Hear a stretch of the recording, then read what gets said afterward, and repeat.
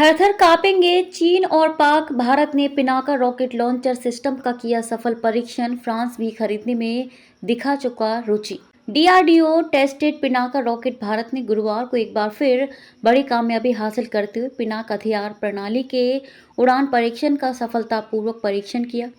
रक्षा मंत्रालय ने एक बयान में कहा कि इन परीक्षणों के दौरान रॉकेटों के व्यापक परीक्षण के माध्यम से प्रोविजनल स्टाफ क्वालिटेटिव रिक्वायरमेंट यानी कि पीएसक्यूआर के मापदंडों जैसे कि रेजिंग, सटीकता, स्थिरता और सेल्वो मोड, सेल्वो तोपखाने या आग्नेयास्त्रों का एक साथ इस्तेमाल है, जिसमें लक्ष्य को भेदने के लिए तोपों से गोलीबारी शामिल है।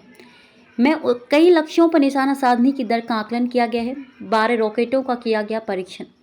बयान में आगे कहा गया है कि रक्षा अनुसंधान एवं विकास संगठन डीआरडीओ ने पीएसक्यूआर वैलिडेशन टेस्ट के भाग के रूप में निर्देशित पिनाका हथियार प्रणाली के उड़ान परीक्षणों को सफलतापूर्वक पूरा कर लिया है। रक्षा मंत्रालय ने पुष्टि की कि लॉन्चर उत्पादन एजेंसियों द्वारा अपग्रेड किए गए 2 इन सर्विस पिनाक लॉन्चर से कुल 12 रॉकेटों का परीक्षण किया गया है।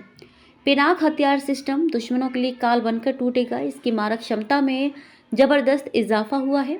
अब ये 75 किलोमीटर दूर तक 25 मीटर के दायरे में सटीक निशाना लगा सकता है। इसकी रफ्तार 1000 से 12 मीटर प्रति सेकंड है, यानी कि 1 सेकंड में 1 किलोमीटर। फायर होने के बाद इसे रोकना नामुमकिन है। पहले पिनाक की मारक क्षमता 38 किलोमीटर थी, जो अब बढ़कर 75 किलोमीटर हो जाएगी। इसकी सटीकता भी पहले से कई गुना बेहतर हुई है। राजनाथ बोले, सेना की बढ़ेगी ताकत।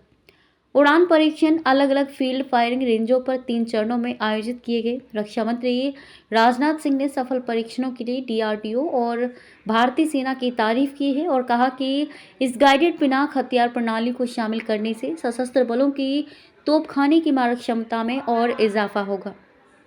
फ्रांस और आर्मेनिया ने दिखाई रुचि। पिनाका रॉकेट लॉन्चर को अमेरिका के हिमर्स सिस्टम के बराबर माना जाता है और ये भारत का पहला प्रमुख रक्षा निर्यात रहा है। दरअसल जंग लड़ रहे आर्मेनिया ने इसका पहला ऑर्डर हमें दिया था।